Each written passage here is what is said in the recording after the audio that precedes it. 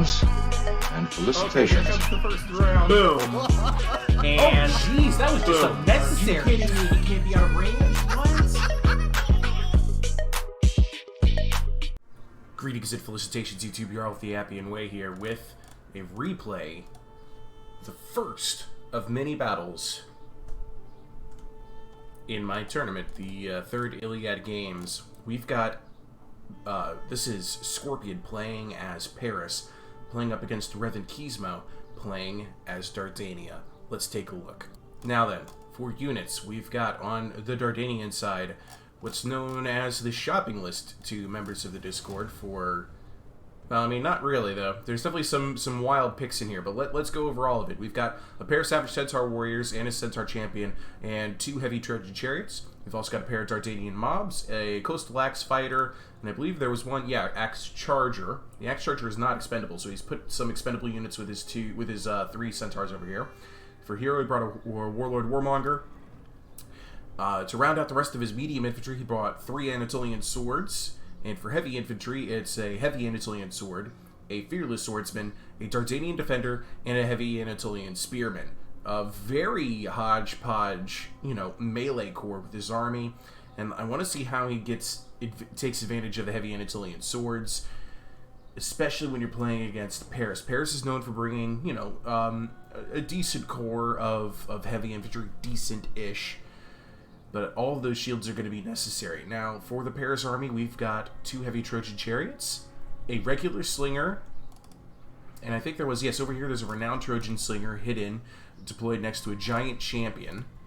And then we've got 2, 3, 4 Phrygian warriors, a renowned Phrygian axeman, which is these guys are not really all that related. Phrygian warrior is a fear-causing 2-handed axe unit, and the renowned Phrygian axeman are a heavy infantry shield and axe with javelins as well. And then a pair of champions of Troy.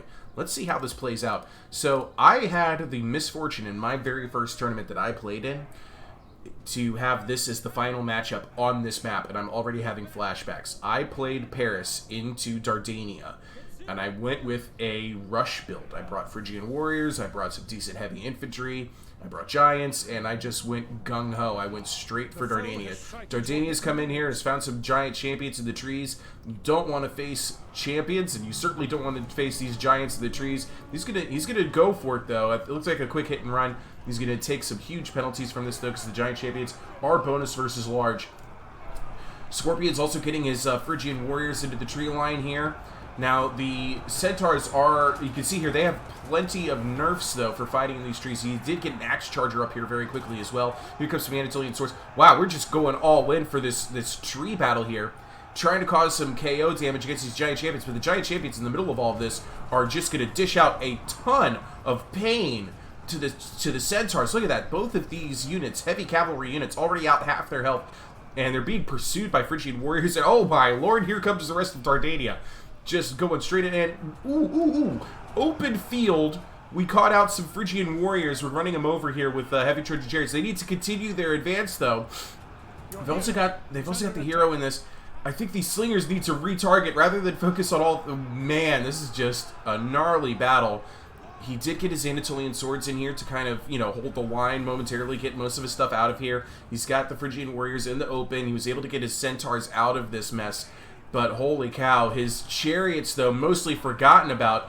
They took what was at first a really good opportunity, and now they are paying for it heavily. Centaurs getting a flank attack on the Phrygian warriors here. We've got units crawling all over the infantry. The giant champions are thriving in these trees. They do get some penalties for fighting in the trees, but it's not hurting them all that much. And look at this. The chariots are already gone.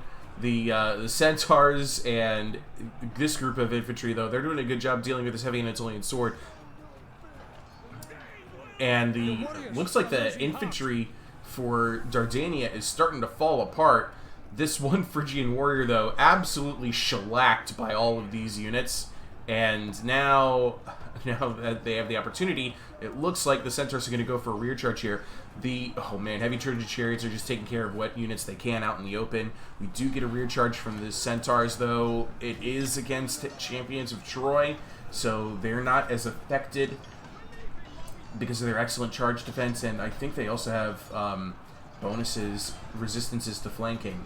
Let's see here. And they're currently in two-handed melee mode, too. They're immune to psychology is what it is. So they don't care that they're charged by a fear-causing unit. And sure enough, the Centaur Champions are out of here. The Savage Centaur Warriors is the only unit that really got left. There's plenty of slinger fire coming in for those Savage Centaur Warriors. Chariots are chasing off these heavy Trojan chariots. Make sure they don't come back. We do have a regroup going back out this way. Here comes a triple shot. Lands directly into the heavy Anatolian swords. He's probably, or the Anatolian swords. He's probably aiming for the heavy Anatolian swords. And here goes a what is this? Is this a debuff or is this a? I think the Warlord Warmonger activated some kind of debuff against. Oh, he was turning on his shields. That's what that was. Was it? No, they are being impacted by Ares' Thunder from the Warlord Warmonger. That's what that little minor icon is. Slingers are just pouring in more and more fire. I have no idea what even happened to the... Ah, there they are. The renowned Trojan Slingers are getting chased out here and killed by what's left of this small Savage Centaur Warrior. But the Slingers are probably actually going to turn around and win it because they're not all that tired, and they are a very good melee unit if they're relatively fresh. Here comes more triple shots. Just dropped 3 whole centaurs right there. That's why you activate the Aristeo on an Archer Trickster hero. He just becomes a machine gun for triple shots, and they're just going to continue pouring in.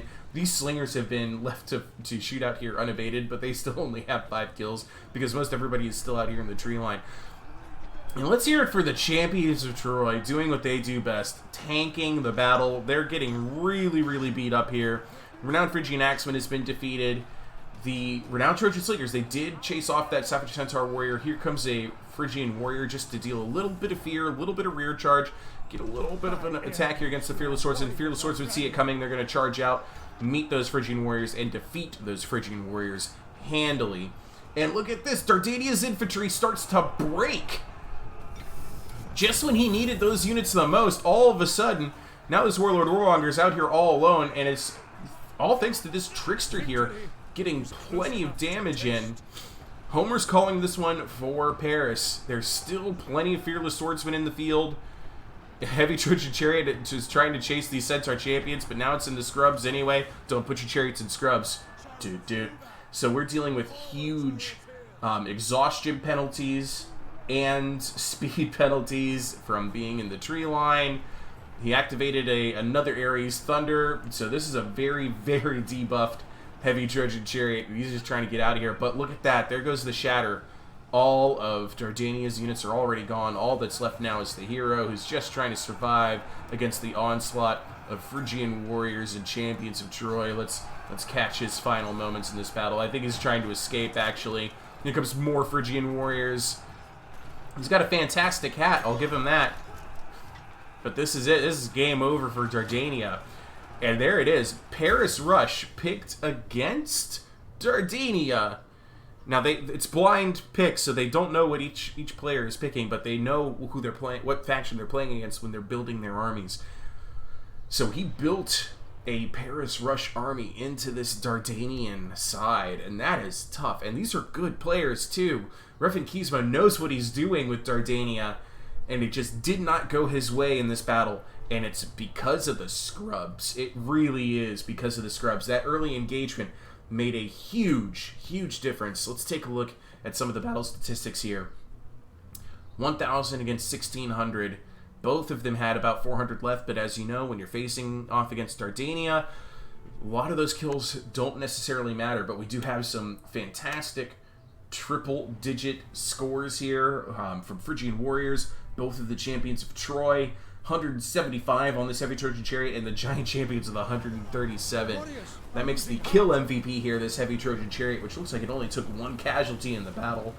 But I do think that Giant Champion was the linchpin of the victory here, dealing horrific damage to Centaurs in the early stage. And then there was the unfortunate, I think it was just as Micro was paying attention to the scrub blob, and he lost out on what was happening to his Heavy Trojan Chariots. He had a really good early opportunity against the Phrygian Warriors, but Scorpion was quick to react with his own chariots, and they had a clear clear advantage over the heavy Trojan chariots in that battle because of all of the infantry that was still there as well. The chariots are affected by fear, and they were charging a fear-causing unit, and I think that combined with the chariots is what made the big difference in the end. What a great way to open this battle with what I would consider to be an upset.